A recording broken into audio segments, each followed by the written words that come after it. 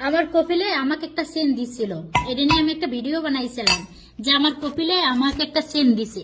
কিছু কিছু মানুষ আমাকে কমেন্ট করছে যে চুরি করে লইয়া গেছো। সৌদি আরবে চোর নাই, বাস্তব কথা। যদি চুরি করে কেউ, এটা যদি দেখে কোনো সৌদি, তাহলে ওই মানুষ তো সৌদি আরব টিকতে পারবে না, টিকতে তো পারবে না, তার জীবন বাঁচবে কি না এটার কোনো গ্যারান্টি নেই। বাস্তব কথা।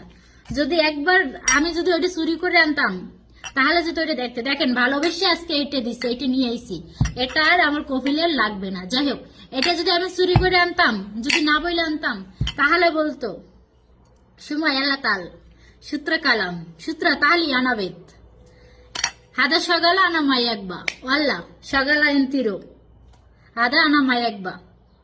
বুঝছেন? আমার কপিলে বইলা দিত যে সগালা আমার লাগবো না, তুই লইয়া যা। সূত্র লাইনে ধরাই দিত যে তুই লইয়া যা। এই হলো সদিগো নিয়ম।